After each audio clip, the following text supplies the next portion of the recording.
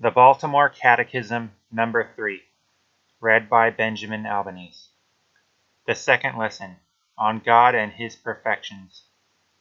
Question 162. What is a perfection?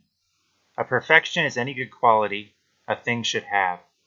A thing is perfect when it has all the qualities that are good that it should have. Question 163. What is God? God is a spirit infinitely perfect. Question 164. What do we mean when we say God is infinitely perfect? When we say God is infinitely perfect, we mean there is no limit or bounds to His perfection, for He possesses all good qualities in the highest possible degree, and He alone is infinitely perfect. Question 165. Had God a beginning? God had no beginning. He always was, and He always will be.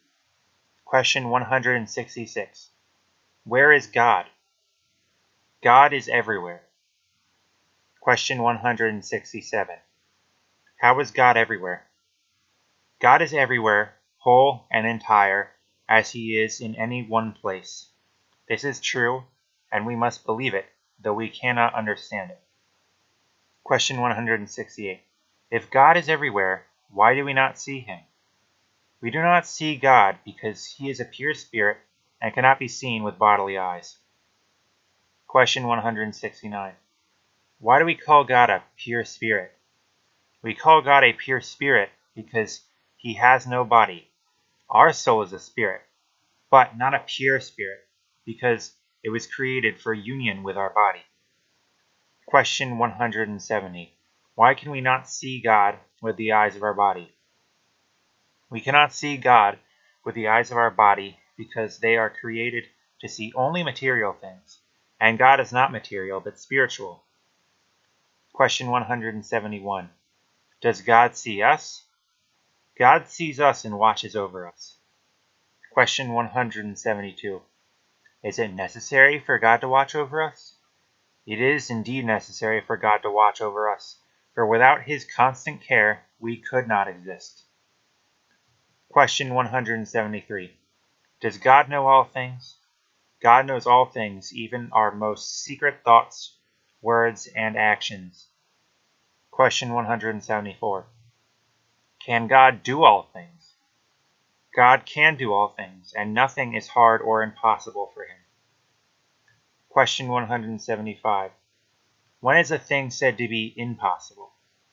A thing is said to be impossible when it cannot be done. Many things are impossible for creatures that are possible for God. Question 176. Is God just, holy, and merciful? God is all just, all holy, all merciful, as He is infinitely perfect. Question 177. Why must God be just as well as merciful?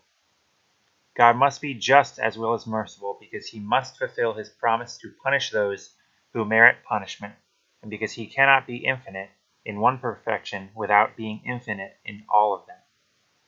Question 178. Into what sins will the forgetfulness of God's justice lead us? The forgetfulness of God's justice will lead us into sins of presumption. Question 179. Into what sins will the forgetfulness of God's mercy lead us? The forgetfulness of God's mercy will lead us into sins of despair.